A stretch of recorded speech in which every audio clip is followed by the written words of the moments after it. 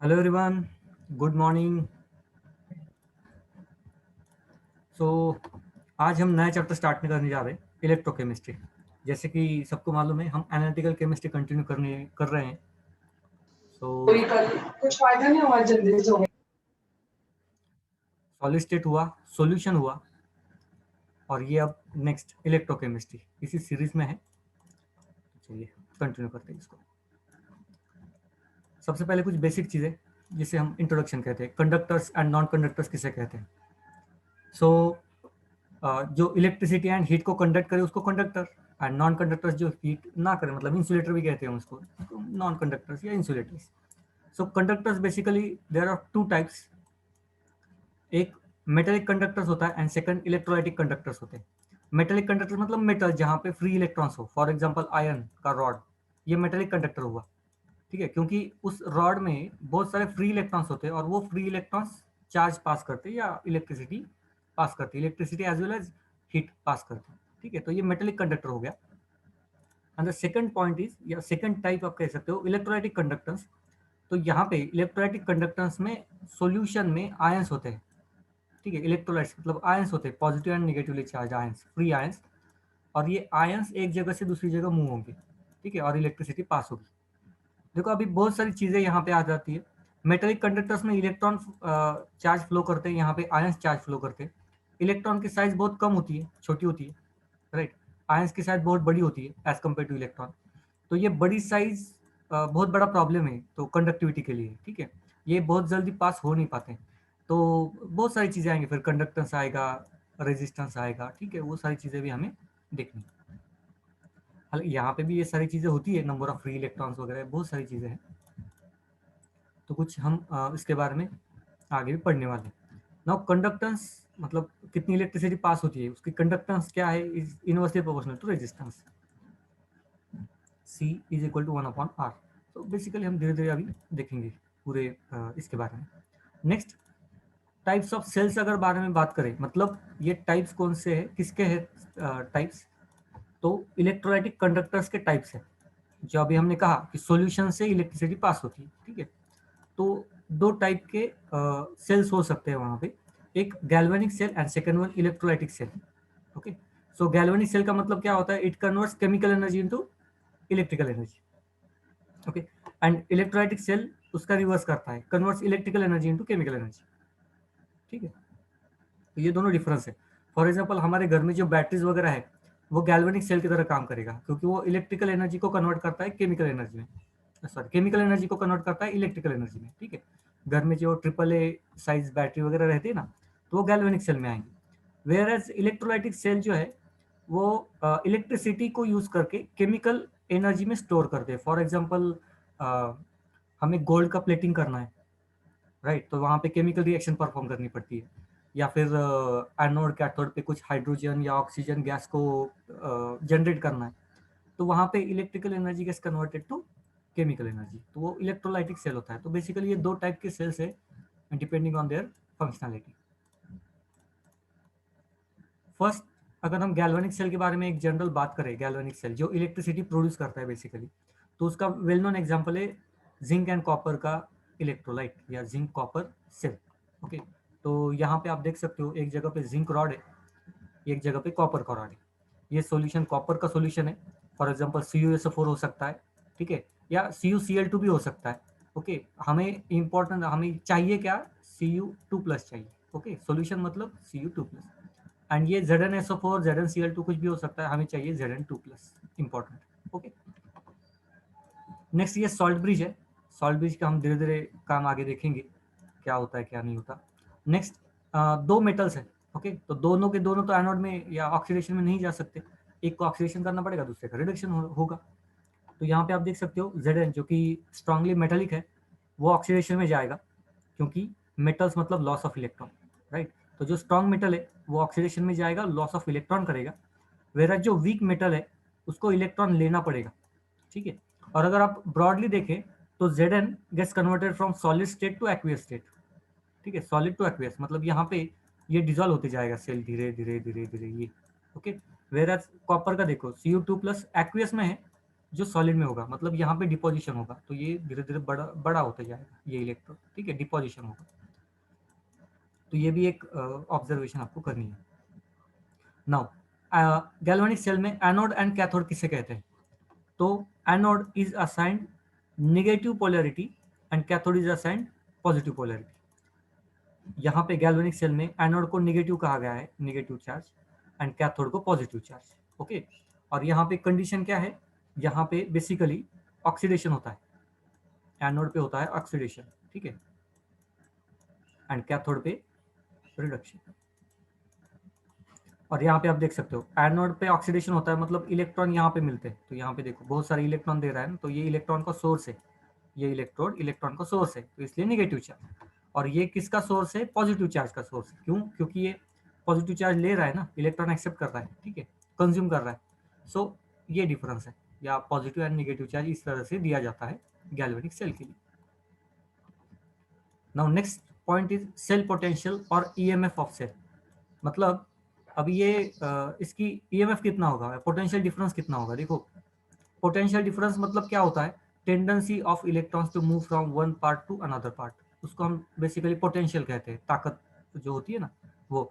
जैसे फिजिकली अगर हम बात करें, फिजिक्स में आप ऐसे बोलते हो ना कि सपोज ये स्लोप है, ठीक है, ये एक स्लोप है और यहाँ से पानी ऐसे जा रहा है, तो इसका पोटेंशियल, और अगर हम इस स्लोप के बारे में पोटेंशियल बात करें, ठीक है, तो यहाँ पे पोटेंशियल बहुत ज्यादा होगा, बी केस में पोटेंशियल ज्यादा होगा, ए केस में पोटेंशियल कम होगा, क्योंकि डिफरेंस कम है। ओके, यहाँ पे डिफरेंस ज्यादा है, राइट। तो पोटेंशियल मतलब ये डिफरेंस हम देते हैं या अज्यूम करते हैं। उसी हिसाब से यहाँ पे भी हम डिफरेंस कैलकुलेट करेंगे, डिफरेंस देखेंगे, लेकिन डिफरेंस किस चीज़ का? ऑक्सीडेशन एंड रिडक्शन का जो टेंडेंसी है उसका डिफरेंस, ठीक है। तो अब हम अलग अलग तो नहीं गिन सकते ऑक्सीडेशन एंड रिडक्शन, तो हमने एक स्टैंडर्ड वैल्यू डिफाइन की है, स्टैंडर्ड रिडक्शन पोटेंशियल। ये तो सबको मालूम है, आपने चार्ट भी देखा है, ठीक है, standard reduction potential. So cell potential or EMF of cell.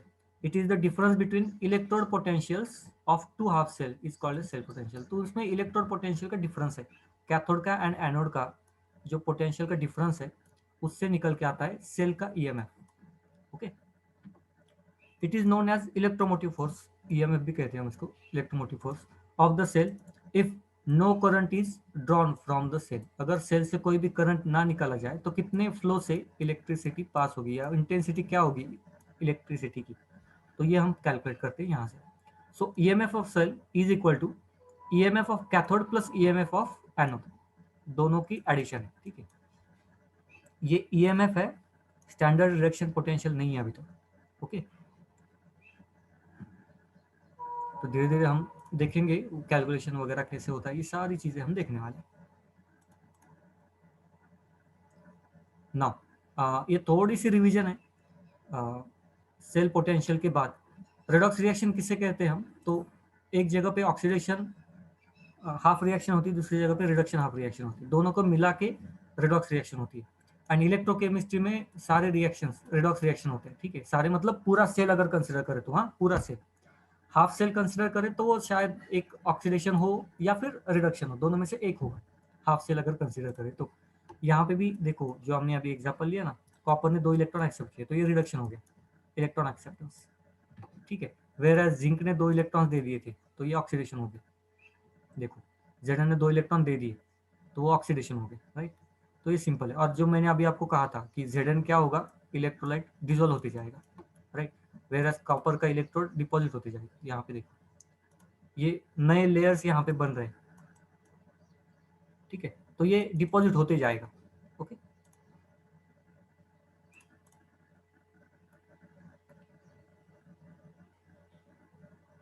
So electrochemical cell या गैल्वेनिक सेल में कौन कौन से पैरामीटर्स जो यूज करते हैं ना, वो यहाँ पे लिस्टेड है। ओके, सो फर्स्ट इलेक्ट्रोड्स, ये जो है ना, ये जो 2 मेटल, उसको हम इलेक्ट्रोड्स कहते हैं, ठीक है, आर यूजुअली मेटल स्ट्रिप और wires connected by the electrolytic electrically conducting wires. Okay, तो ये एक दूसरे को कनेक्टेड है। Salt bridge, it's a U shaped tube, यहाँ पे जो आपको दिखाई दे रहा है, that contains a gel, gel जो कि सैचुरेटेड KCl से बना हुआ रहता है, ठीक है, permitted with a solution of inert electrolyte. तो यहाँ पे सैचुरेटेड KCl होता है क्यों saturated KCl? Most of the cases में, यहाँ पे NaSO4 2 माइनस लिया है, लेकिन मोस्ट ऑफ द केसेस में KCl ही यूज होता है सैचुरेटेड। इसका रीजन ये है कि KCl सॉल्ट है, जब भी डिसोसिएट होगा 100% होगा dissociate K plus and Cl minus में। और उससे भी बहुत इंपॉर्टेंट चीज, इस पे क्वेश्चन भी आया था, KCl ही क्यों यूज करते हैं? तो K प्लस की मोबिलिटी एंड Cl माइनस की मोबिलिटी लगभग सेम है एक्वियस सॉल्यूशन में। ओके, इसका ये मतलब है अगर KCl एंड NaCl की रेस लगाई जाए, ठीक है, सपोज एक यहाँ से रेस लगाई जाए यहाँ तक जाने के लिए, तो दोनों को लगभग सेम टाइम लगेगा ये डिस्टेंस पार करने के लिए। ओके, तो उसको हम कहते हैं मोबिलिटी KCl की, वो लगभग सेम है और ये सबसे इंपॉर्टेंट है। ऐसे नहीं होना चाहिए कि ये सोडियम है, सपोज सोडियम यहाँ पे चला गया, इसने न्यूट्रल कर लिया और ये अभी जा ही रहा है बीच में, तो रिएक्शन स्टक हो जाएगी। ओके, सॉल्ट ब्रिज का मेन काम क्या रहता है?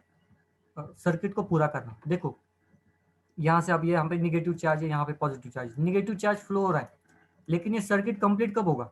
या तो पॉजिटिव चार्ज अपोजिट डायरेक्शन में मूव करे, नहीं तो ये वापस से घूम के यहाँ पे चले जाए। तो कुछ ना, सर्किट कंप्लीट होना चाहिए ना, और वो बाकी का इलेक्ट्रॉन तो यहाँ से मूव हो रहे हैं, लेकिन बाकी का सर्किट कंप्लीट करना काम सॉल्ट ब्रिज का होता है। ठीक है, और वहाँ पे मूवमेंट होना जरूरी है, क्योंकि यहाँ पे देखो, यहाँ पे इलेक्ट्रॉन्स की मूवमेंट तो बहुत फास्ट है, ये तो कोई सवाल ही नहीं इसके। ठीक है, इलेक्ट्रॉन्स की मूवमेंट फास्ट है, तो उतनी ही फास्ट या ऐसे नहीं हो सकता ना कि कम ज़्यादा, तो बहुत फास्ट मूवमेंट यहाँ पे भी होनी ज़रूरी है। ठीक है, तो ये एक चीज़ है। ओके, सो ये हो गया सॉल्ट ब्रिज का काम, और यहाँ पे KCl ज़्यादा यूज़ करते हैं क्योंकि मोबिलिटी सेम रहती है। Next point is anode. Anode it is an electrode where oxidation takes place. जहाँ पे ऑक्सीडेशन होगा उसको हम एनोड कहेंगे, जहाँ पे रिडक्शन होगा उसको हम कैथोड कहेंगे। नेक्स्ट वन, हम सेल को लिखते कैसे हैं, इलेक्ट्रोकेमिकल सेल को रिप्रेजेंट कैसे करते हैं? ठीक है, conversion for expressing the cell. तो हर बार सबसे पहले हम एनोड हाफ सेल को लिखेंगे। ठीक है, पहला पार्ट रहेगा anode half cell, second part रहेगा कैथोड हाफ सेल। ओके, अब अगर दो अलग अलग हाफ सेल्स है और एक दूसरे को सॉल्ट ब्रिज से कनेक्टेड है, जैसे कि यहाँ पे सॉल्ट ब्रिज से कनेक्टेड है, ठीक है, पहले एनोड को लिखेंगे बाद में कैथोड को। तो अगर ये सेपरेटेड है ना, तो इसको हम दो लाइन से सेपरेट लिखते हैं, दो लाइन से, मतलब ये जो आपको दिखाई दे रहा है ना, इसका मतलब इसके लेफ्ट हैंड साइड एनोड है, इसके right hand side cathode. Okay, now anode में भी सबसे पहले इलेक्ट्रोड, देन उसका सॉल्यूशन, कैथोड का उसका सॉल्यूशन एंड देन इलेक्ट्रोड। आप ऐसे समझो इसको, इलेक्ट्रॉन का सोर्स, ठीक है, इलेक्ट्रॉन का सोर्स, तो ये एनोड, उसके बाद इसका सॉल्यूशन, देन इसका सॉल्यूशन एंड देन इसका इलेक्ट्रोड। ठीक है, पहले एनोड का इलेक्ट्रोड, देन एनोड का सॉल्यूशन, देन कैथोड का सॉल्यूशन एंड देन कैथोड का इलेक्ट्रोड। ये जो सीक्वेंस है एक दूसरे को कनेक्टेड है ना फिजिकली, ये सीक्वेंस याद रखना है आपको। ठीक है, सॉल्यूशन सॉल्यूशन एक दूसरे को कनेक्टेड है, तो इस तरीके से लिखा जाता है। नेक्स्ट, यहाँ पे जो आपको ब्रैकेट में दिखाई देगा, दो चीजें हो सकती है, या इलेक्ट्रोलाइट है तो उसका स्टेट मतलब सॉलिड लिक्विड गैस क्या है, ठीक है, एंड सॉल्यूशन है तो उसका concentration. Okay, 1 molar 2 molar 3 molar जो भी। अगर गैस है, ये सॉल्यूशन की जगह पे गैस है, तो यहाँ पे प्रेशर होगा। ओके, यहाँ पे कैथोड सॉल्यूशन है तो उसका कॉन्सेंट्रेशन, इलेक्ट्रोलाइट जो भी उसकी स्टेट है, सॉलिड लिक्विड और गैस। नेक्स्ट वन, इलेक्ट्रोड्स और ऑब्वियसली एनोड से कैथोड की तरफ मूव करते हैं। ठीक है,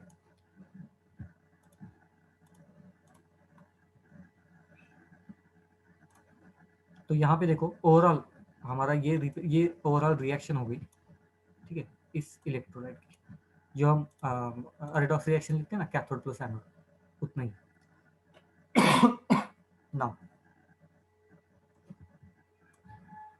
इलेक्ट्रोलाइटिक सेल को इलेक्ट्रोकेमिकल सेल का अगर स्टैंडर्ड इलेक्ट्रोड पोटेंशियल हमें ढूंढना है, ठीक है, EMF, स्टैंडर्ड इलेक्ट्रोड पोटेंशियल या इलेक्ट्रोमोटिव फोर्स, तो उसके लिए ये फॉर्मूला है। चलो ये फॉर्मूला वगैरह ये सारी चीज़ें तो जाने से पहले, यहाँ तक किसी को कोई डाउट है क्या? यहाँ तक कोई डाउट है किसी को? देखो मैं 1 मिनट दे रहा हूँ, अगर किसी को डाउट है तो टाइप करके पूछ लो, अदरवाइज माइक ऑन करके पूछ लो।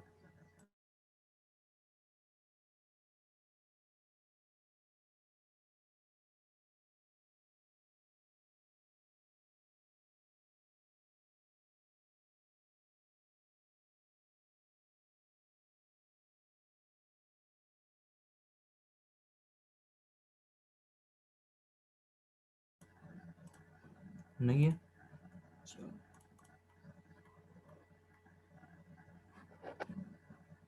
नेक्स्ट, इलेक्ट्रोकेमिकल सेल, इसका ईएमएफ ढूंढना है। Okay, so the standard potential of any galvanic cell is the subtraction of standard half cell या cell potential for the oxidation and reduction half cell. तो इन दोनों का डिफरेंस रहता है हर बार। E0 value for reduction half cell मतलब reduction reaction minus E0 oxidation half cell. Okay, तो इन दोनों का हर बार डिफरेंस रहेगा, हर बार। अब Z N and C U, एक मिनट, मुझे ये स्टैंडर्ड रिडक्शन पोटेंशियल की वैल्यू कहीं पे है क्या, मुझे देखने दो। हाँ, जेड एन की कितनी है, Z N and C U कहाँ गया, दिस वन 0.34 और ये माइनस 0.76। ओके, और इन दोनों को हमें क्या करना है, माइनस करना है। तो इक्वल टू क्या आएगा, ये माइनस माइनस प्लस हो जाएगा, 0.34 प्लस 0.76। ओके, ये समझ में आ रहा है आपको, ये कैसे कैलकुलेट किया। 1.10 वोल्ट आता है गैल्वेनिक सेल का, जो ईएमएफ है वो 1.10। मैंने वही फॉर्मूला यूज किया है, देखो फिर से फॉर्मूला दिखा देता हूँ अगर समझ में नहीं आया तो। ये क्या है, रिडक्शन, और ये क्या है, ऑक्सीडेशन हाफ सेल। ये रिडक्शन हाफ सेल है, ये ऑक्सीडेशन हाफ सेल। ठीक है, वापस यहाँ पे आओ। रिडक्शन किसका हुआ था, मतलब पहले हमेशा रिडक्शन का वैल्यू लेना है। यस यस, और रिडक्शन सीयू का हुआ था तो उसका एज इट इज वैल्यू लिया। ओके, माइनस ऑक्सीडेशन का लेना है ना बाद में, तो ऑक्सीडेशन का देखो, ऑक्सीडेशन हाफ सेल का वैल्यू माइनस 0.76। ओके, तो ऐसे कैलकुलेशंस करने और भी न्यूमेरिकल देखेंगे इस पे, और क्लियर हो जाएगी ये कंसेप्ट। ये अभी क्लियर होना इतना इंपॉर्टेंट नहीं है, सिर्फ मुझे ये बता रहा था डिफरेंस लेना है दोनों का। ठीक है, और गिवन जो वैल्यूज रहती है उससे हमें कैलकुलेट करना है। अब बहुत बार क्या होता है ना, जानबूझ के, अब मैं एग्जाम में आपको दिखा दूंगा, मतलब क्वेश्चंस में ये इसमें ये फॉर्मूला हम याद नहीं रखेंगे, ईएमएफ का फॉर्मूला, इसका स्टैंडर्ड रिडक्शन का फॉर्मूला याद रखेंगे। Okay, so standard half cell potential are always quoted as a reduction process. ठीक है, तो ये स्टैंडर्ड वैल्यू हमेशा रिडक्शन की रहती है। The sign must be change for the oxidation process, oxidation के लिए साइन चेंज करनी पड़ती है। ओके, चलो आगे बढ़ते हैं। तो ये जो साइन कन्वर्जेंस वगैरह है ना, मैं ये बता रहा, साइन कन्वर्जेंस वगैरह हम आगे देखेंगे उसको। ओके, सो उसमें न्यूमेरिकल आएंगे तो बहुत ये हो जाएगा। Next point, electrochemical cell. The standard half cell potential are determined from difference between two electrodes, ये तो हमें मालूम है, और हमें कुछ ना कुछ एक स्टैंडर्ड लेना चाहिए ना, तो हाइड्रोजन एज ए स्टैंडर्ड लिया जाता है, स्टैंडर्ड हाइड्रोजन इलेक्ट्रोड। ठीक है, उसका जो ईएमएफ है वो 0 लिया जाता है, और उसके कंपैरिजन में हम मेटल्स एंड नॉन मेटल को डिवाइड करते हैं। जो नीचे रहेगा वो मेटल, जो ऊपर रहेगा वो नॉन मेटल। ओके, तो जो स्टैंडर्ड वैल्यू है वो हाइड्रोजन की हम स्टैंडर्ड वैल्यू लेते हैं, और स्टैंडर्ड हाइड्रोजन की स्टैंडर्ड वैल्यू कितनी है, 0। ओके, वोल्ट में 0 वोल्ट। और यहाँ पे होता क्या है, तो हाइड्रोजन इलेक्ट्रोड शायद हम आगे देखेंगे, तो 1 एटमॉस्फेयर NH+ आयन कॉन्सेंट्रेशन आपको दिखाई देगा। एक मिनट, हाँ ये है, तो आगे आएगा वो सारी चीज़ें। ठीक है, so next point, a potential difference developed between the electrodes is called as electrode potential। तो ये तो हमें मालूम है। और ये इंपॉर्टेंट चीज, स्टैंडर्ड किसे कहते हैं, when the concentration of all the species involved in a half cell is unit, मतलब concentration 1 होना चाहिए, पहला condition, then the electrode potential is known as standard electrode potential। concentration 1 है तो standard electrode potential, concentration 1 नहीं है तो फिर चेंज हो सकता है। In a galvanic cell, the half cell in which oxidations take place, anode reduction takes place cathode. Okay, तो ये सिंपल सा बात था, बहुत बार रिवाइज हो गया ये। ओके, ये भी डायग्राम आपने देख लिया, मतलब देख इन द सेंस कि जिंक का आपको मालूम है यहाँ पे सिर्फ हाइड्रोजन कनेक्टेड किया है, तो सबसे पहले हाइड्रोजन देख लेंगे, बाद में इसको देख लेंगे। थोड़ा सा ऊपर नीचे हो गई है देखिए स्लाइड। ओके, हाइड्रोजन पहले समझ लेते हैं, SHE, स्टैंडर्ड हाइड्रोजन इलेक्ट्रोड, ये शॉर्ट फॉर्म है, इंग्लिश का वर्ड नहीं है। सो बेसिकली देखो, अब ये थ्योरेटिकल पार्ट है तो मैं ज़्यादा डिटेल में नहीं जाऊँगा।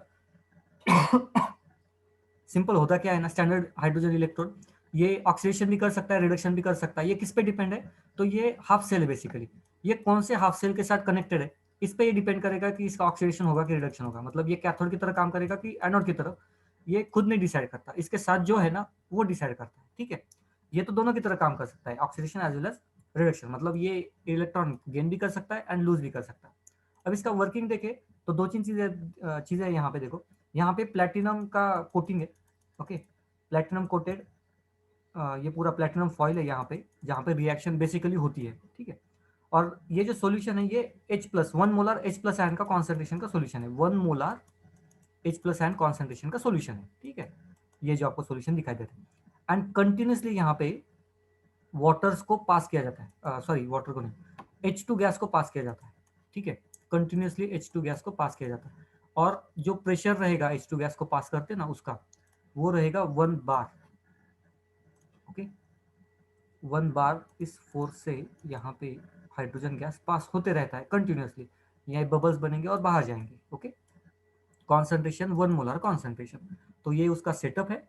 अब जब भी ऑक्सीडेशन या रिडक्शन कैसे होगी, 2H+ plus 2 electrons get converted to H2 gas, हो गया रिडक्शन। वेयर एज ऑक्सीडेशन कैसे होगा, H2 converts into 2H+ plus 2 electrons, oxidation. ठीक है, तो ये रिडक्शन की रिएक्शन, ये ऑक्सीडेशन की रिएक्शन, तो ऐसे रिएक्शन होगी, बहुत बड़ी बात नहीं है, बहुत सिंपल सा स्ट्रक्चर है। लेकिन ये प्रैक्टिकली इंप्लीमेंट करने में बहुत मुश्किल आती है। कौन कौन सी मुश्किलें आती हैं, तो फर्स्ट मुश्किल ये आती है कि ये प्रेशर मेंटेन करना बहुत मुश्किल जाता है, गैस का प्रेशर। Okay, first condition.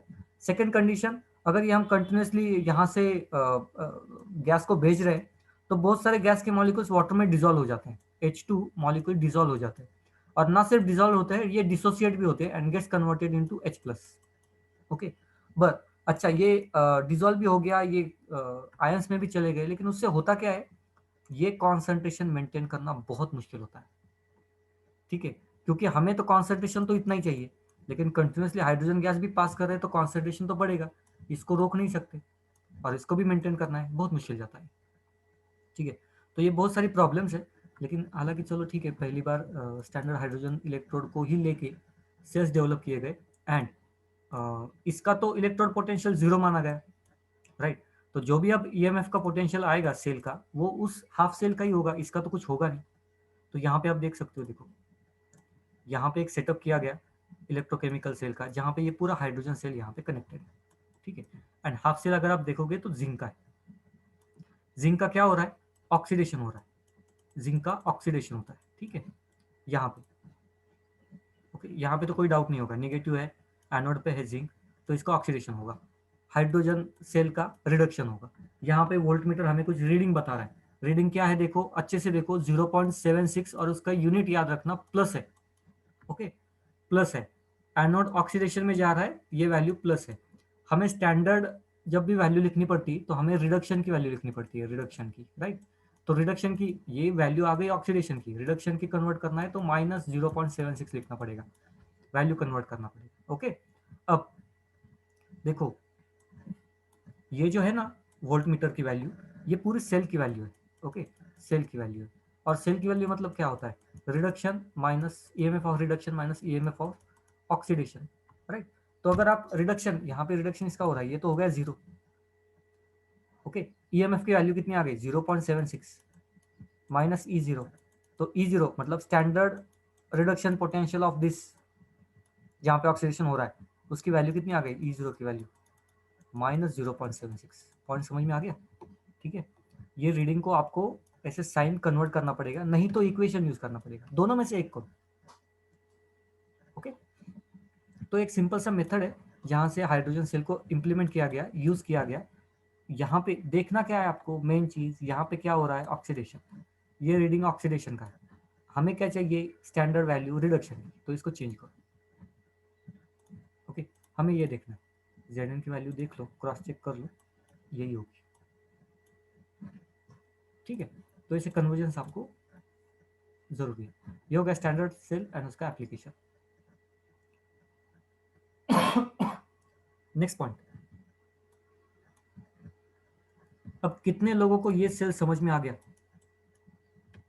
ये मैंने ड्रॉ नहीं किया जानबूझ के, ये ड्रॉ किया नहीं है जानबूझ के। क्या किया है ये, तो लिखा है मैंने। तो मुझे कोई बताएगा कि अच्छा यहाँ पे दो सेल्स दिखाई दे रहे हैं, standard hydrogen cell, standard hydrogen electrode and copper का। ओके, ऑक्सीडेशन किसका हो रहा है, कौन सा cell as an oxidation work कर रहा है, कोई बताएगा?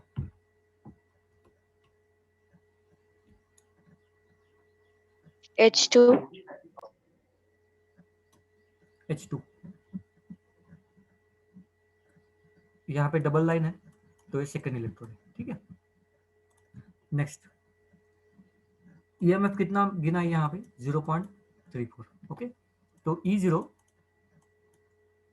EMF of cell is equal to E0 of reduction minus E0 of oxidation. कितना है E0 ऑफ ऑक्सीडेशन, 0 है। ओके, E0 की value 0.34 is equal to EMF of reduction, मतलब इसका 0.34 विथ पॉजिटिव चार्ज। देखो तो क्या पॉजिटिव चार्ज में है क्या?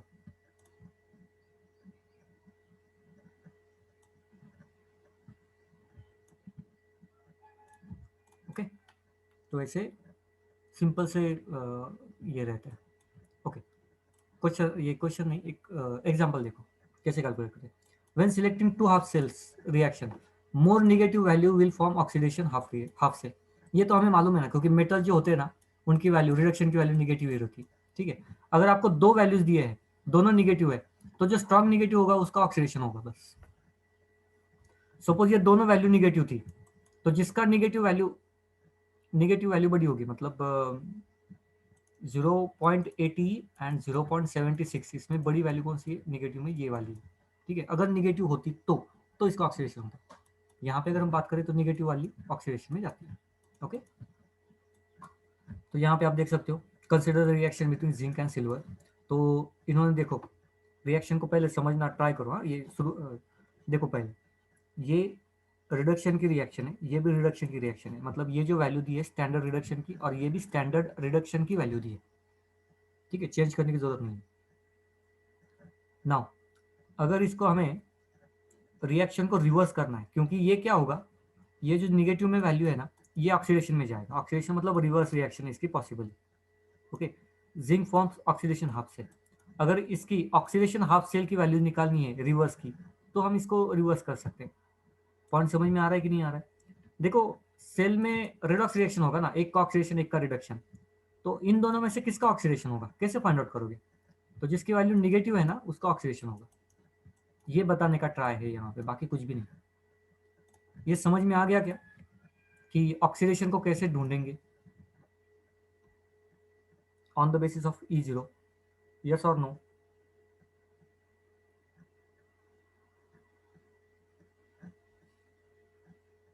मुझे बताओ तो, अगर मैं कोई भी दो इलेक्ट्रोड्स दे दूं तो क्या आप ऑक्सीडेशन की वैल्यू बता पाओगे, मतलब कौन सा इलेक्ट्रोड ऑक्सीडेशन में जाएगा बता पाओगे?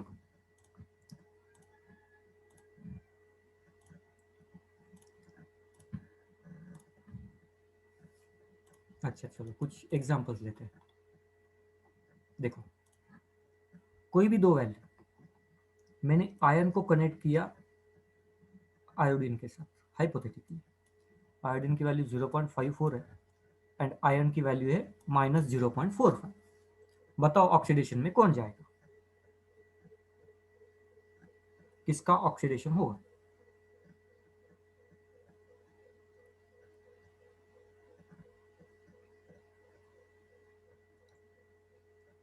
Sir ion. आयन का ऑक्सीडेशन होगा। ओके, ये संजना समझ में आ रहा है, क्योंकि आयन की वैल्यू नेगेटिव में, तो इसका ऑक्सीडेशन होगा, इसका रिडक्शन होगा। अच्छा, मैं अगर यहीं पे एल्यूमिनियम, यस सर ऐसे भी कह सकते हैं ना, more the negative value more the oxidation. हाँ, अच्छा मैं एल्यूमिनियम और निकेल को कनेक्ट कर रहा हूँ, निकेल एंड एल्यूमिनियम, एल्यूमिनियम कितना है, हाँ। तो इसका, इसमें ऑक्सीडेशन किसका होगा, यहाँ पे ऑक्सीडेशन, Aluminium. यस एल्यूमिनियम का ऑक्सीडेशन होगा, ठीक है। और निकेल को ना चाहते हुए भी रिडक्शन में जाना पड़ेगा। ओके, तो ये किसको समझ में नहीं आया था, संजना को समझ में, संजना ये समझ में आया कि नहीं अभी? अच्छा,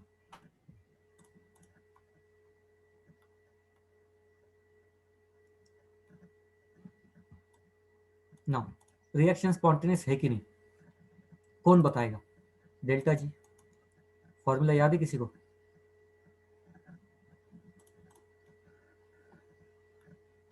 नहीं, delta G is equal to minus n F E zero of cell. Okay,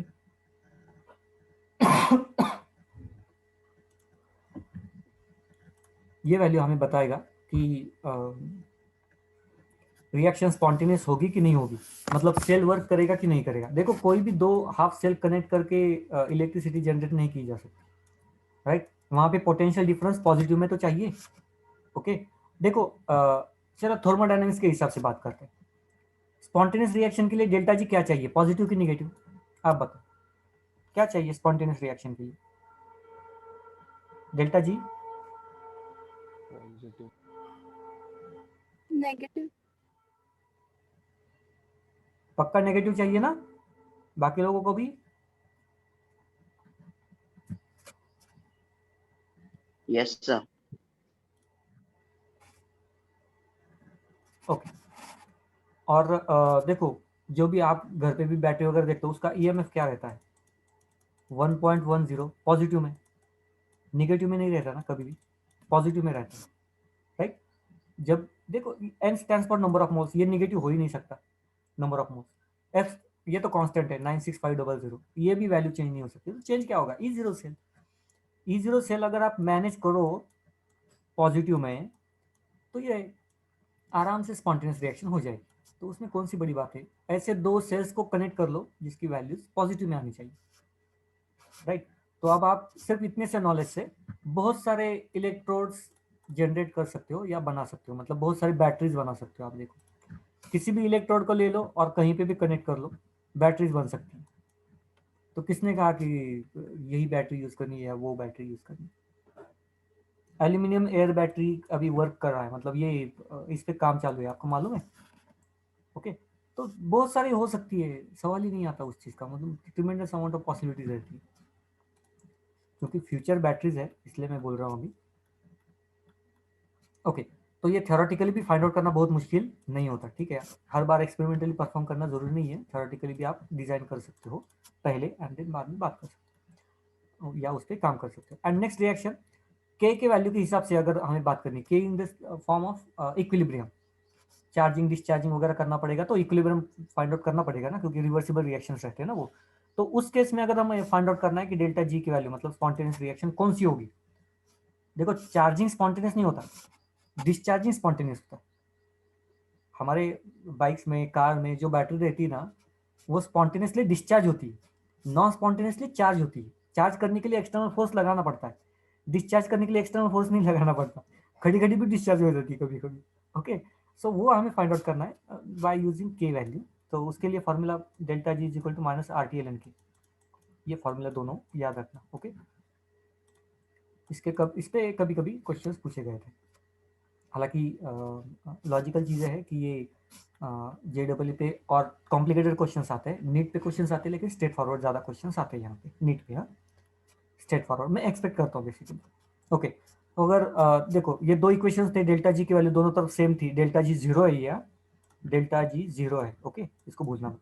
सो दोनों को इक्वेट कर सकते हैं और नया इक्वेशन फाइंड आउट करने का हम ट्राई करेंगे, जिसको हम नर्स इक्वेशन भी कहते हैं। सो ये हमें मिल गया, ये दोनों इक्वेशंस को इक्वेट कर दिए।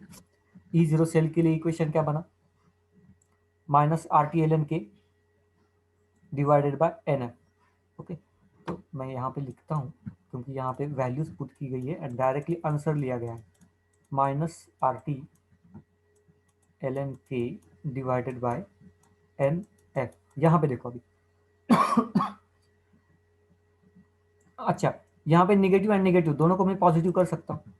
ओके, तो ये नेगेटिव साइन भी चला गया। अब देखो आर यूनिवर्सल गैस कांस्टेंट है, टेम्परेचर हमने कांस्टेंट रखा 25 डिग्री सेल्सियस, केल्विन में कर लो उसको, 298 केल्विन कांस्टेंट रखा। एन मतलब नंबर ऑफ इलेक्ट्रॉन्स ट्रांसफर्ड, जो कि हमने रेडॉक्स रिएक्शन में हमें मालूम है। ओके, तो वो हम कैलकुलेट करना पड़ेगा। एन की वैल्यू कभी कभी 1 होती है, कभी कभी 2, कभी कभी 3, तो एन को एन वेरिएबल है तो उसको हमें काउंट करना पड़ेगा। तो ये एज इट इज रखा है उन्होंने। एंड एफ स्टैंड्स फॉर, ये तो कांस्टेंट है, ठीक है, फैराडेज कांस्टेंट 96500। तो ये सारी तीनों की तीनों चीजें कांस्टेंट हो गई। तो एक ही बार कैलकुलेशन कर लिया, और कैलकुलेशन करने के बाद वैल्यू कौन सी आती है, 0.0257 डिवाइडेड बाय एन। ये भी याद नहीं रखना है हमें, लॉग टेबल अलाउड रहता है। तो लॉग, अगर एल एन को लॉग में कन्वर्ट करना है तो मल्टीप्लाइड बाय 2.303 से मल्टीप्लाई करना पड़ता है। ओके, तो ये भी यहाँ पे मल्टीप्लीकेशन कर लिया। फाइनल ये इक्वेशन आपको याद रखना है, E0 of cell is equal to 0.0592 upon n log of k। ये इक्वेशन याद रखना है। कहाँ से आया, पहले दो इक्वेशंस को इक्वेट करके ये वैल्यू आ गई, ठीक है। इज इक्वल टू, इसको मैं अगर अच्छे से लिखूँ 0.0592 divided by n log of k, ये है हमारा इक्वेशन। ओके, ये हमारा इक्वेशन है। कहाँ से आया, कैसे आया, सबको समझ में आ गया होगा आई होप। कोई डाउट है तो पूछ लो अभी भी।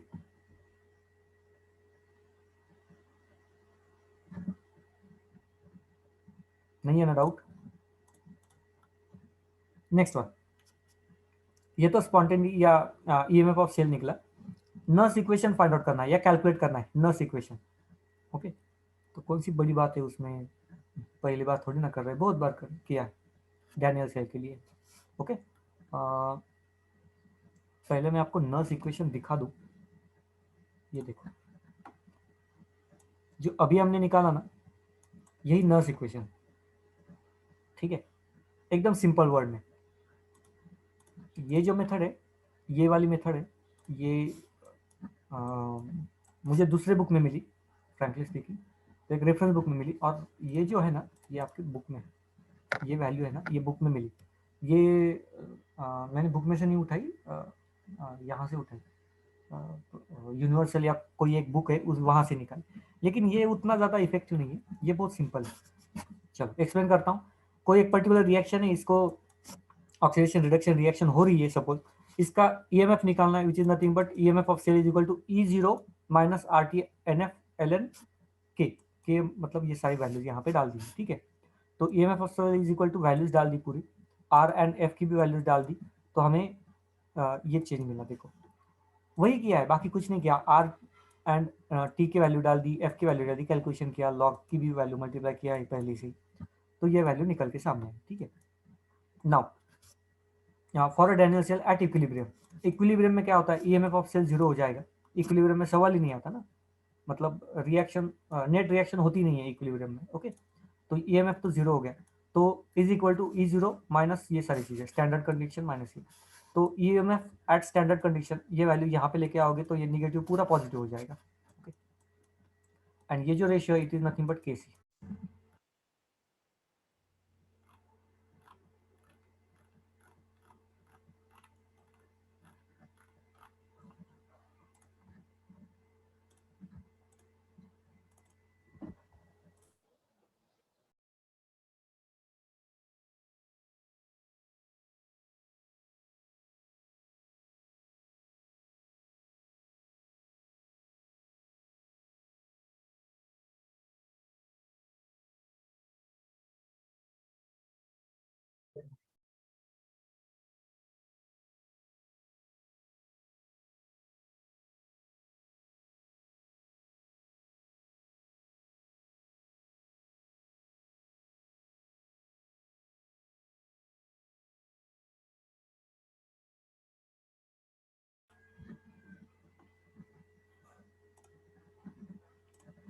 चलो कंटिन्यू करते हैं इसको। नर्स इक्वेशन हो गया, ये सारी चीजें हो गई। वही वैल्यूज वगैरह पुट किए, केसी हमें मालूम है, concentration of product divided by reactant. Okay, तो ये Nernst equation sorry Daniell cell के लिए उन्होंने सिर्फ ये रिप्रेजेंट किया है, डैनियल सेल के लिए, ठीक है। तो केसी की वैल्यू और सारी चीजें डाल दी, तो वही सारी चीजें, मतलब नया तो कुछ है नहीं। जो अभी हमने देखा है ना वो सिंपल सा पॉइंट है, बाकी कुछ भी नहीं है। ओके, बाकी कुछ भी नहीं। No now next point, concentration of cell. देखो हमें ये मालूम है कि दो हाफ सेल्स चाहिए, ओके, और ये एक दूसरे को कनेक्टेड रहती है। ओके, ये सिंपल सा लॉजिक है, दो हाफ सेल एंड एक दूसरे को कनेक्टेड रहते हैं। सो अभी हमें क्या करना है, यहाँ पे सिर्फ इसका कॉन्सेंट्रेशन एंड इसका कॉन्सेंट्रेशन चेंज कर देंगे, ठीक है। आप कॉन्सेंट्रेशन भी चेंज कर सकते हो या प्रेशर भी चेंज करते हो, तो भी सेम आएगा। यहाँ पे केसी की जगह पे केपी आएगा, दूसरा क्या होगा। तो वही इक्वेशन यूज कर देंगे। तो यहाँ पे आप देख सकते हो इलेक्ट्रोड कॉन्सेंट्रेशन सेल, तो यहाँ पे ये हमें मालूम है, यहाँ पे प्रेशर और ये इसका प्रेशर, ठीक है। कंसिडरिंग कि इन दोनों का कॉन्सेंट्रेशन सेम है, तो फैक्टर्स कौन सा अफेक्ट करता है, प्रेशर अफेक्ट करता है ना।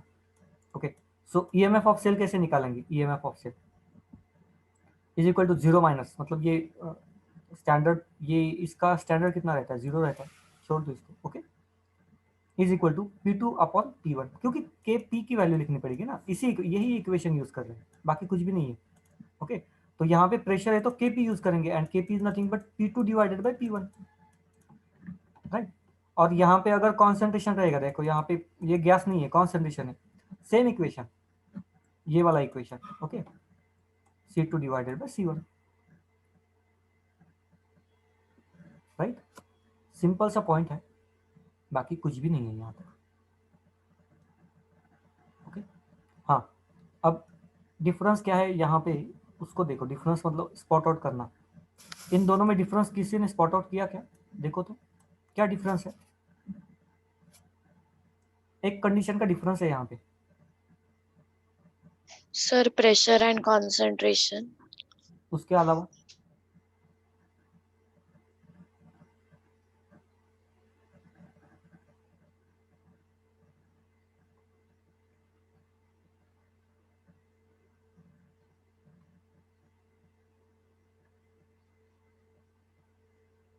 Sign. साइन क्यों चेंज हो गई, is because of condition. Condition देखो, पॉइंट समझ में आ गया, साइन चेंज क्यों हो गई, ऊपर निगेटिव है नीचे पॉजिटिव है।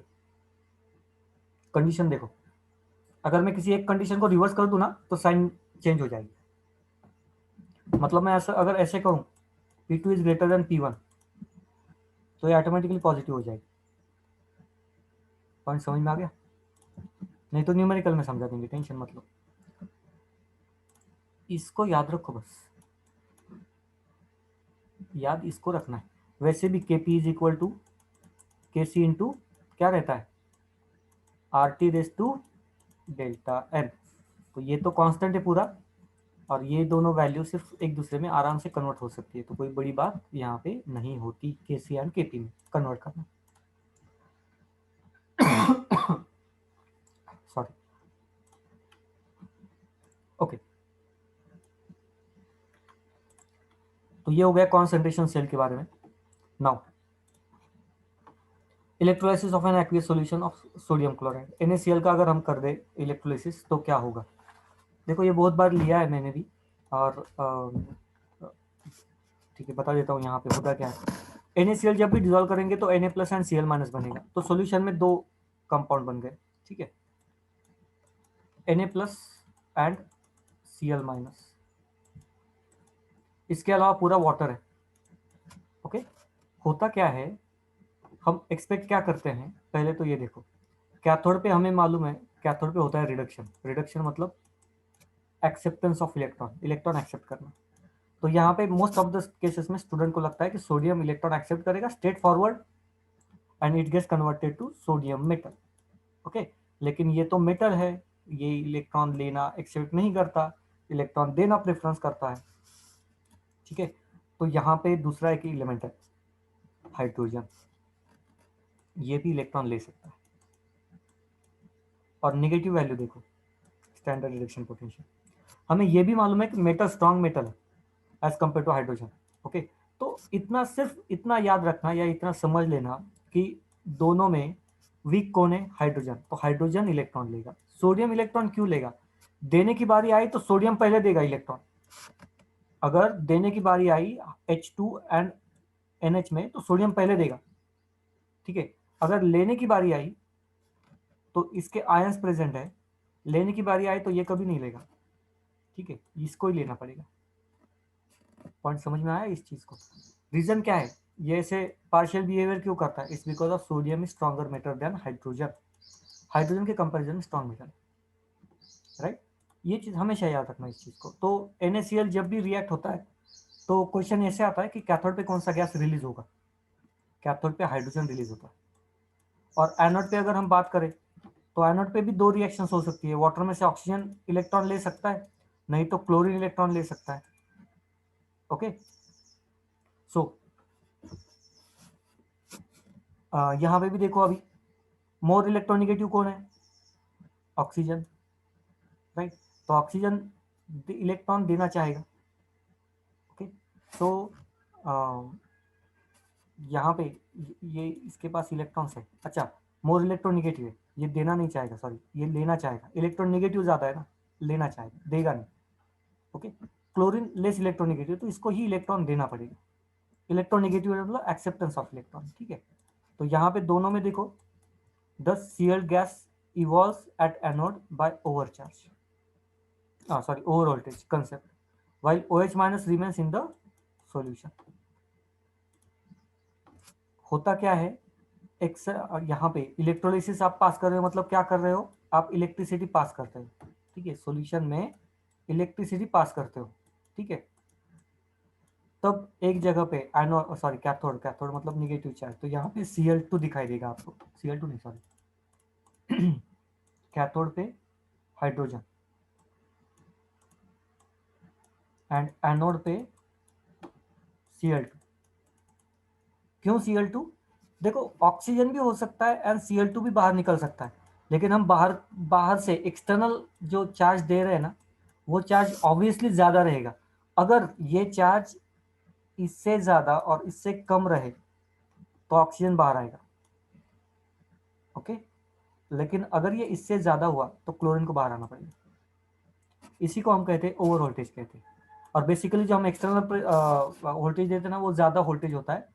तो ज्यादा वोल्टेज मतलब सेकेंड रिएक्शन परफॉर्म होगी जहां पे क्लोरीन रिएक्शन में जाएगा। Chlorine will give 2 electrons and gives Cl2 gas. ये Cl2 गैस हमें यहाँ पे मिलेगी। तो आपको बेसिकली कुछ भी नहीं समझ में आया तो इतना याद रखो, कैथोड पे हाइड्रोजन गैस एंड एनोड पे Cl2 गैस। किसकी रिएक्शन करनी है? तो मेटल की स्ट्रेंथ देखो, जो स्ट्रॉन्ग मेटल होगा वो रिएक्शन में नहीं जाएगा, और जो स्ट्रॉन्ग बेस होगा यहाँ पे या नॉन मेटल होगा वो रिएक्शन में नहीं जाएगा। इतना याद रखो, ठीक है। स्ट्रॉन्ग चीजें रिएक्शन में, अपोजिट रिएक्शन में नहीं जाती। स्ट्रॉन्ग चीजें अपोजिट रिएक्शन में नहीं जाती। मेटल का काम इलेक्ट्रॉन देना है, वो इलेक्ट्रॉन लेगा नहीं। ऑक्सीजन का काम इलेक्ट्रॉन लेना है, वो इलेक्ट्रॉन देगा नहीं। पॉइंट समझ में आ गया? ठीक है, सिर्फ इतना ही भी याद रखो तो भी काम हो जाएगा।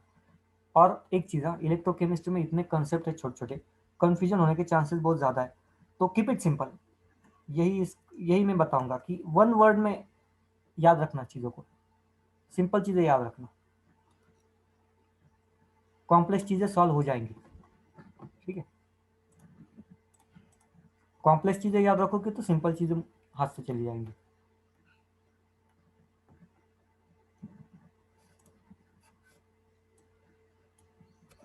ओके, सो नर्स इक्वेशन जो पहले दिया था ना, यहाँ पे वही काम करने जा रहा हूँ। थोड़ा सा अपग्रेड करना हूँ उस चीज को। पहले हमने डायरेक्टली डेल्टा जी 0 के लिए लिखा था, अगर याद है तो, मतलब स्टैंडर्ड कंडीशन के लिए। ओके, अब हर बार स्टैंडर्ड कंडीशन तो कोई देगा नहीं, राइट। हमने इक्वेशन क्या लिखा था? -NFE लेकिन अगर स्टैंडर्ड कंडीशन नहीं है तो क्या लिखना पड़ेगा, यहाँ पे स्टैंडर्ड है तो E0, स्टैंडर्ड कंडीशन नहीं है तो -NFE ओनली। ओके, अब डेल्टा जी का ये equation, modified equation, delta G is equal to delta G zero plus RTLN Q. Q का मतलब ये है कि हमें मालूम नहीं रिएक्शन इक्विलिब्रियम में है कि नहीं है, हमें फाइंड आउट करना है, तो बाद में कर लेंगे। डेल्टा जी की जगह पे ये इक्वेशन डाल दिया, G0 की जगह पे ये इक्वेशन डाल दिया, डिफरेंस सिर्फ E0 का है, बाकी कुछ भी नहीं है। ओके, और इसको सॉल्ट आउट करें तो E0 के लिए इक्वेशन आराम से निकल सकता है, सॉरी E के लिए इक्वेशन आराम से निकल सकता है, E0 के लिए नहीं, E के लिए इक्वेशन आराम से निकल सकता है। ओके, आई होप ये आपको सब समझ में आ रहा है। ठीक है, ये मैथमेटिकल स्टेप्स है जिसको करके ये NF वगैरह ये सारी चीज़ें कर सकते हो आप। कैसे करोगे, ये NF है, यहाँ पे लेके आओगे तो यहाँ पे मल्टीप्लाइड बाय, यहाँ पे डिवाइडेड बाय होगा, यहाँ पे डिवाइडेड बाय NF। अच्छा, निगेटिव साइन के साथ लेके आता हूँ, -NF यहाँ से चला गया, निगेटिव साइन भी चला गया, NF भी चला गया, -NF। तो ये निगेटिव निगेटिव तो पॉजिटिव हो गया, और यहाँ पे निगेटिव है तो ये वैल्यू निगेटिव हो गई NF की, बन गया इक्वेशन। बहुत बड़ी बात, बहुत बड़ा कैलकुलेशन नहीं है, एकदम सिंपल सा कैलकुलेशन है। तो ये हमारा फाइनल नर्स इक्वेशन है, ये वाला। ओके,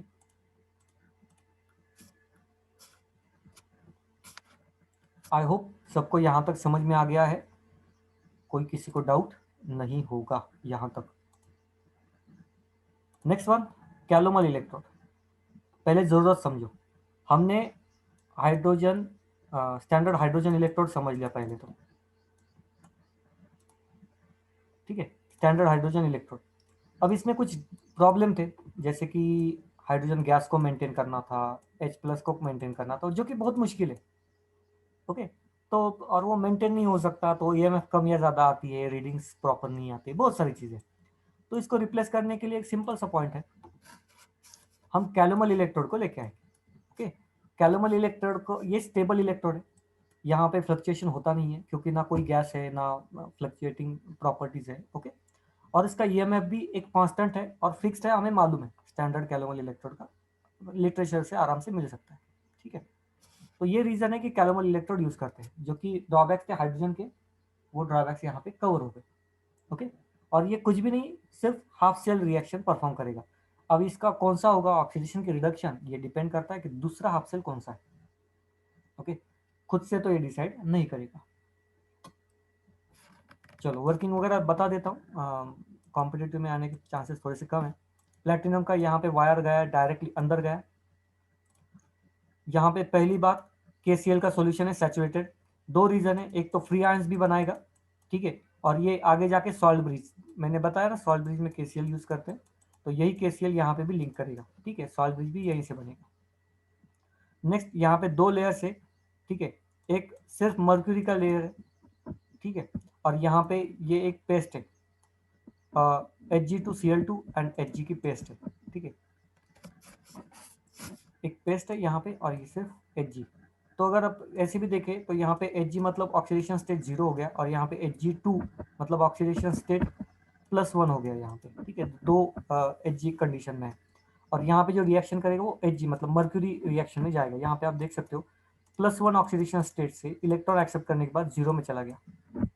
ओके, या फिर 0 में से इलेक्ट्रॉन एक्सेप्ट करके ये +1 में चला गया। तो ऑक्सीडेशन या रिडक्शन जो भी होगा वो Hg का होगा।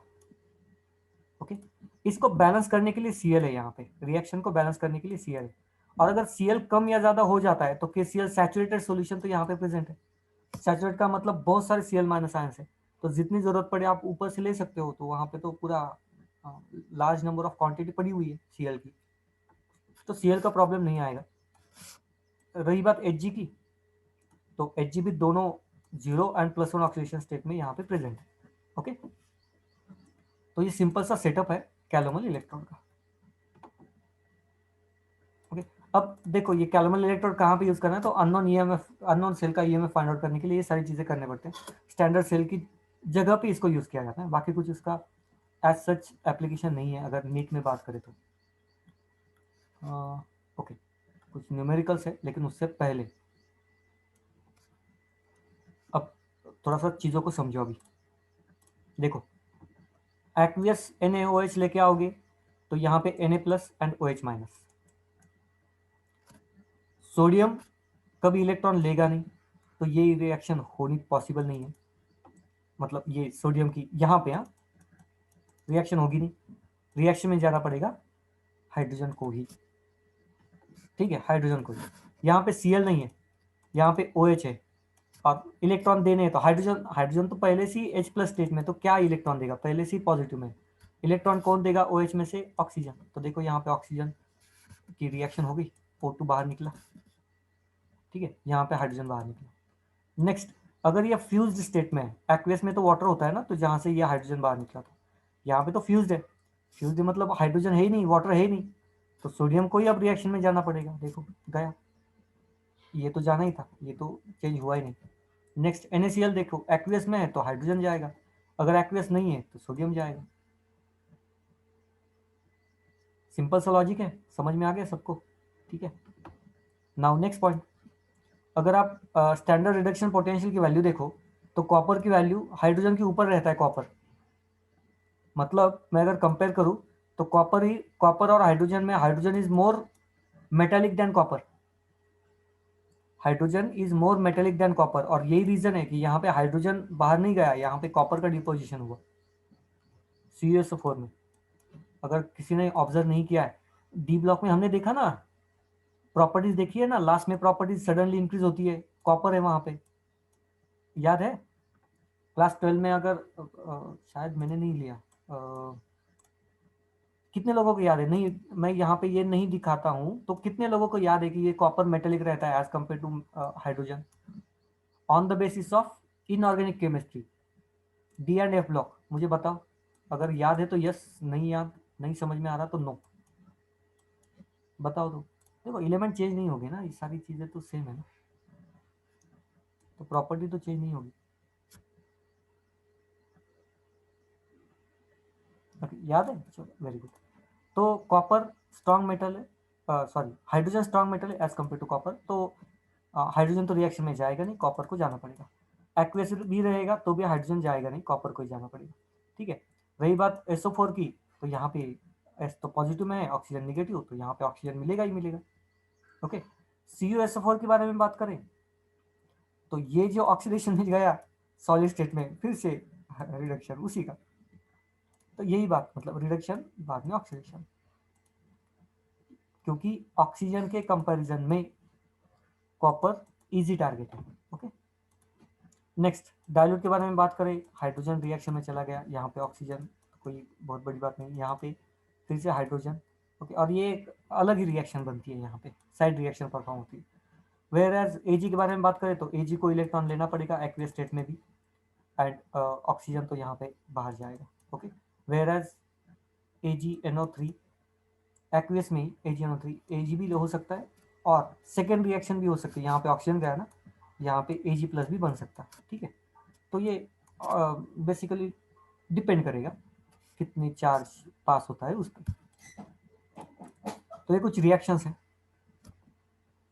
नेक्स्ट क्वेश्चन का देखो, calculate the pH of following half cell solution. Half cell का आपको पीएच कैलकुलेट करना है, पीएच E0 की वैल्यू दी है, स्टैंडर्ड इलेक्ट्रोड की वैल्यू दी है, आपको फाइंड आउट करना है पीएच ऑफ सॉल्यूशन। पीएच कैसे फाइंड आउट करेंगे, पीएच इज नथिंग बट क्या रहता है, negative log to the base 10 of H+ ion concentration. तो आपको H+ आयन कॉन्सेंट्रेशन निकालना है, ओके। EMF से भी निकाल सकते हो, तो ये मैं आपको पहले दिखा दूं। हाइड्रोजन सेल EMF कैसे निकालोगे, ये formula, EMF of cell is equal to E0 minus, ठीक है। यहाँ पे अगर आप गौर से देखोगे तो negative log to the base 10 of H+ ion concentration, मतलब ये खुद में पीएच है, ये वैल्यू जो है ना, ये पीएच की वैल्यू है। ये पॉइंट समझ में आ गया, ये नेगेटिव, और ये पूरा अगर मैं ले लूँ तो ये पीएच की वैल्यू, ओके। तो इसको पीएच लिखा, ये नेगेटिव साइन भी चला गया, सिर्फ आपको E0 की वैल्यू लिखनी है, खत्म बात, कुछ है ही नहीं उसमें। लेकिन ये कैलकुलेशंस कन्वर्जन आपको आना चाहिए। सेकेंड सेम इक्वेशन के सेम चीज़ है, ठीक है।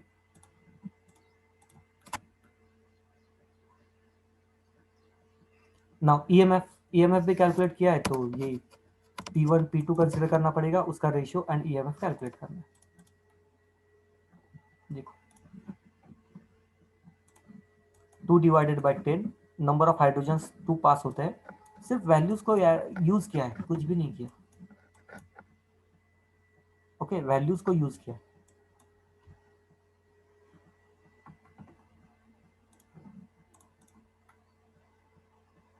ओके, सो यहां तक सबको समझ में आ गया?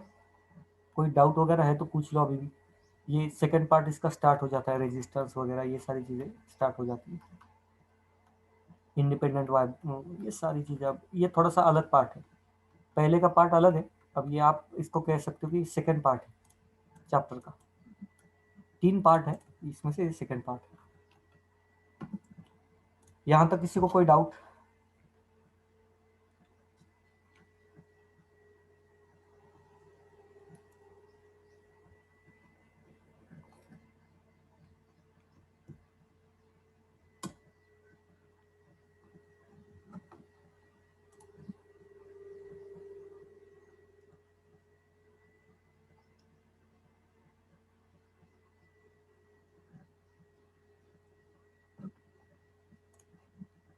नहीं है?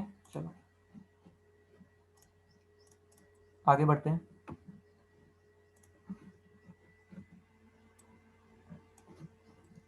Conductance of electrolytic solution,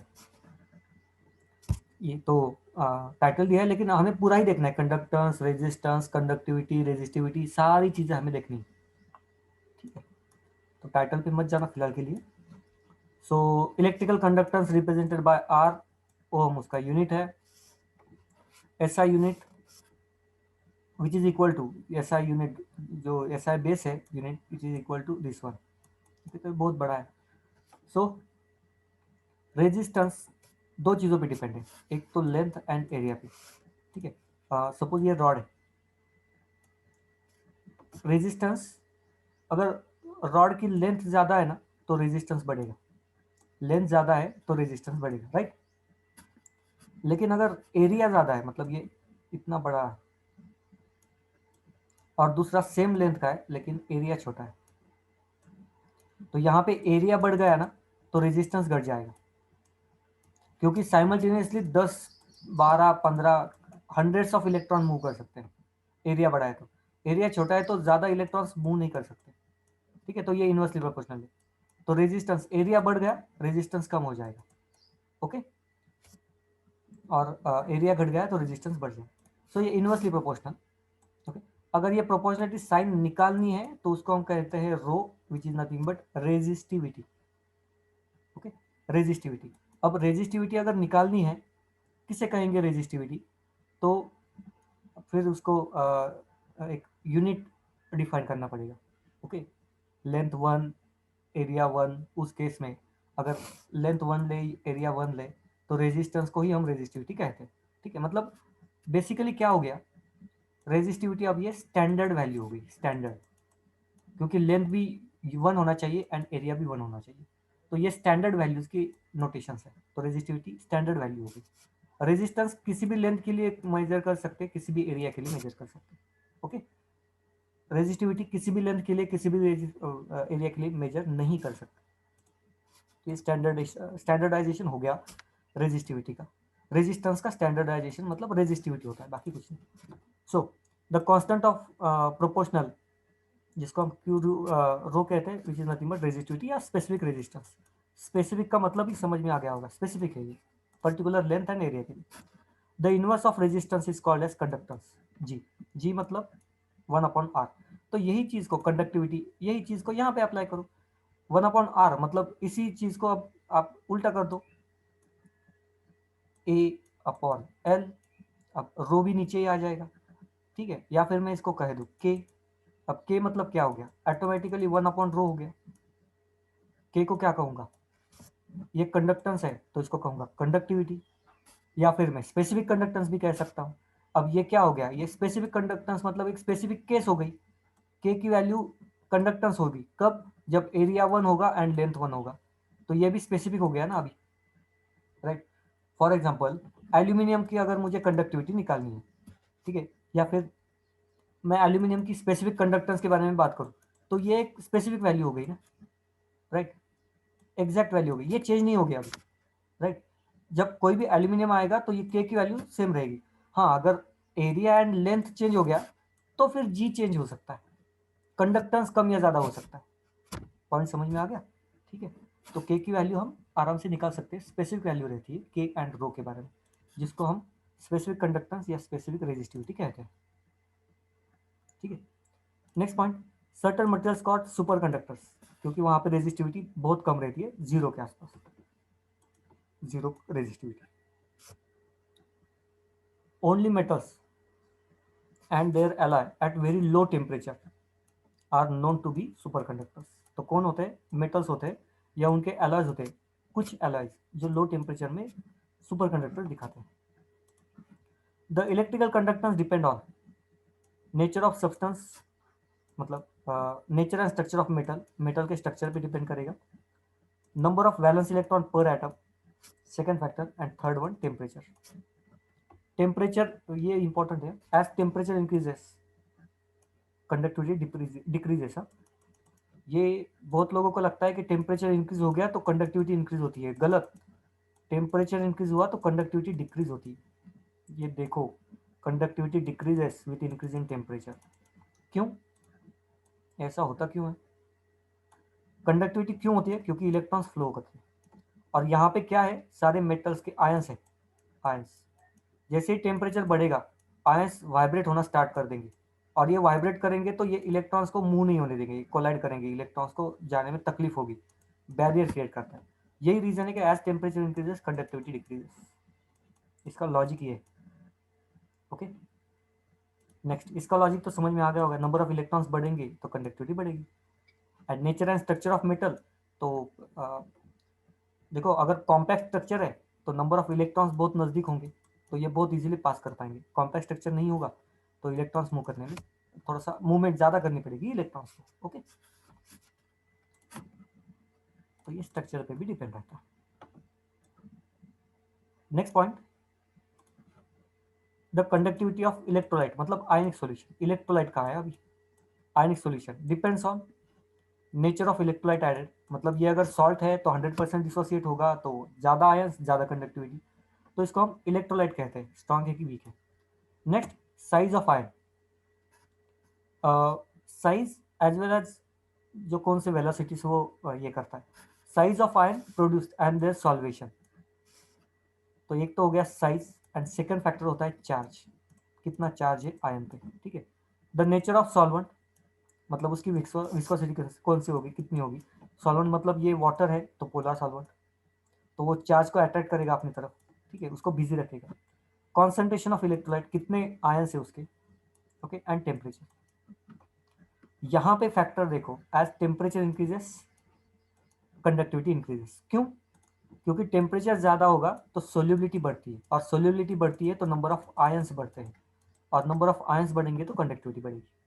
okay, और ये जो दो तीन चीज़ें हैं ना, इसके लिए एक ही चीज़ याद रखना, चार्ज डेंसिटी।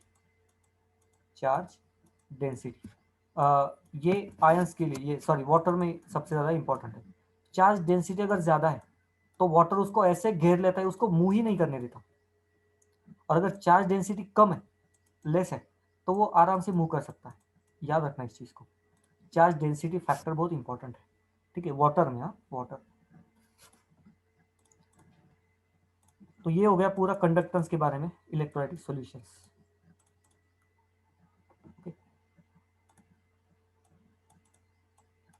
अब मुझे ये बताओ, यहां तक सबको समझ में आ गया? एक तो conductance, resistance, specific conductance, specific resistivity, then उसके कुछ प्रॉपर्टीज। यहाँ तक हम आ गए, ये वाला पार्ट अभी तक मैंने नहीं है। यहाँ तक क्लियर है सबको? यस और नो टाइप करके बता दो।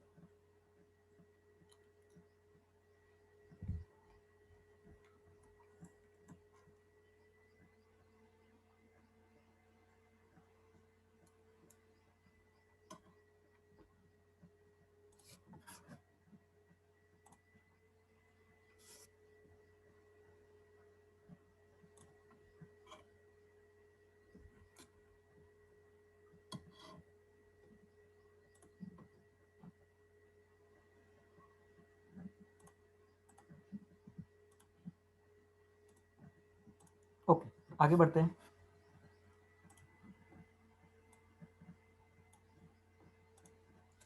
तो हमने एक चीज देखी कि रेजिस्टेंस इज इक्वल टू या फिर is directly proportional to length upon area. Okay, अब हमें सपोज सॉल्यूशन में रेजिस्टिविटी ढूंढनी है, तो मेरे पास 50 सॉल्यूशन है, ठीक है, और 50 सॉल्यूशन में मुझे हर बार इलेक्ट्रोड डालना पड़ेगा, तो यहाँ पे लेंथ गिननी पड़ेगी, ठीक है, ये इलेक्ट्रोड का एरिया गिनना पड़ेगा, राइट, तब जाके मुझे ये वैल्यू मिलेगी। देन मैं कंडक्टर ढूंढूंगा एंड देन उसका रेसिप्रोकल मतलब रेजिस्टेंस फाइंड आउट करूंगा।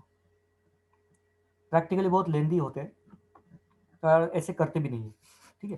तो एक सेल बनाया जाता है, ये एक सेल है, एक ही इलेक्ट्रोड है, एक ग्लास का इलेक्ट्रोड होता है, वहीं पे कैथोड एंड एनोड होगा, जहाँ पे ये प्लेट होंगे, ठीक है, जो प्लेट का एरिया फिक्स रहेगा, ओके, और ये एक ही ग्लास रॉड में है तो उसका डिस्टेंस भी मेजर किया हुआ रहेगा और वो फिक्स रहेगा।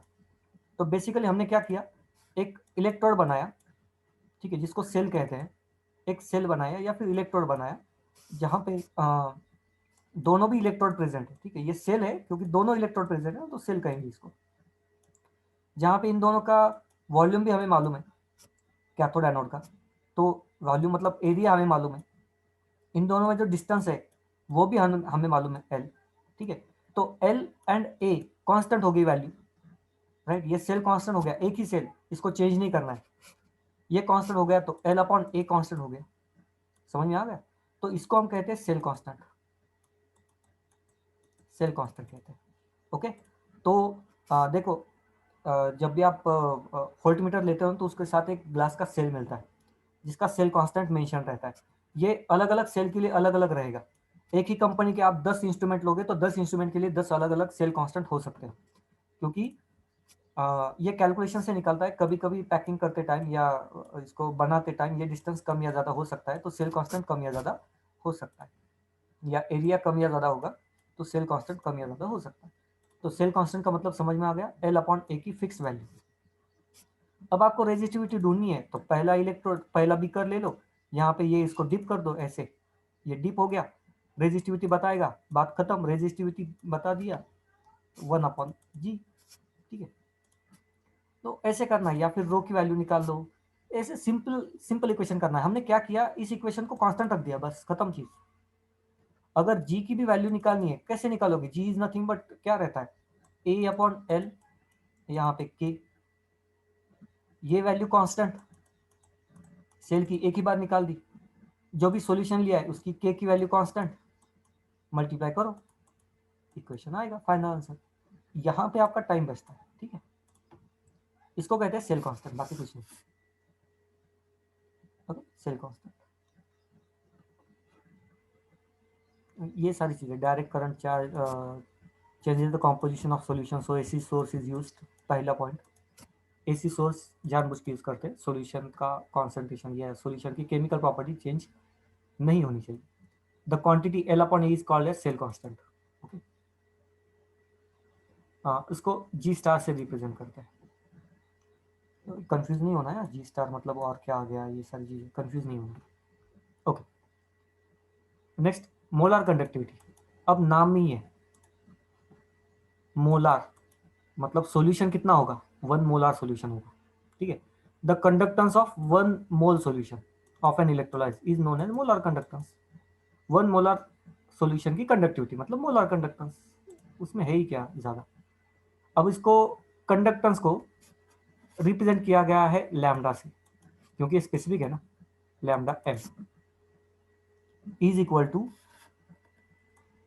के upon C, C stands for concentration, okay, K मतलब स्पेसिफिक कंडक्टेंस अपॉन कॉन्सेंट्रेशन, हो गया, सिंपल सा लॉजिक है। हाँ, बाकी यहाँ पे वैल्यूज डाल दी गई है, बाकी कुछ नहीं, कॉन्सेंट्रेशन मोल्स पर लीटर है, ओके। और यहाँ पे देखो, हाँ, ये जो सेल का लेंथ होता है ना, ये बहुत कम होता है, तो इसको जनरली सेंटीमीटर में लेते हैं, ठीक है। बाकी हमारा ऐसा यूनिट तो मीटर है, तो ये प्रॉब्लम को सॉल्व करने के लिए डिवाइडेड बाय 1000 किया जाता है, ठीक है, ये बाकी के प्रॉब्लम्स को सॉल्व करने के लिए, ओके, कन्वर्जन करना पड़ता है, मोलैरिटी, ये सारी चीज़ें कन्वर्टिंग फैक्टर्स, ये पूरा कन्वर्ट करना पड़ता है यहाँ पे, नहीं तो ये मल्टीप्लाइड बाय, नहीं तो डिवाइडेड बाय। तो मैं आपको धीरे धीरे बता दूंगा कैसे करना है, क्या करना है, ये सारी चीज़ें। ओके, तो ये एक हो गया first point.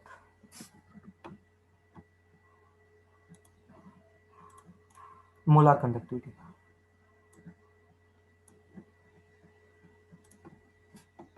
Now next point, variation of conductivity and molar conductivity with concentration। तो देखो ये पूरा सेकंड पार्ट है, मतलब second part in the sense, अब ये सिर्फ यहाँ पे आधा लेके छोड़ दूं ना मैं तो कल प्रॉब्लम आएगा। इंडिपेंडेंट माइग्रेशन, वीक इलेक्ट्रॉन, पूरा ये है, यही है सारी चीजें। आगे आप देखोगे तो यहाँ तक, मतलब ये थर्ड पार्ट यहाँ से स्टार्ट हो गया चैप्टर का, ठीक है। उससे पहले ये वाला पार्ट, ये वाला वीक इलेक्ट्रोलाइट एंड ये लॉ ऑफ इंडिपेंडेंट, ये सारी चीजें इसी से कनेक्टेड है। तो मैं चाहता हूँ आज यहाँ तक रुक जाए, कल यहाँ से मैं कंटिन्यू करना चाहूँगा, यहाँ से कंडक्टिविटी से। ओके, तो यहाँ तक किसी को कोई डाउट है तो पूछ लो, नहीं तो मैं सेशन को अभी वाइंड अप करना चाहता हूँ। थोड़ा सा तबीयत का भी इश्यू है आज।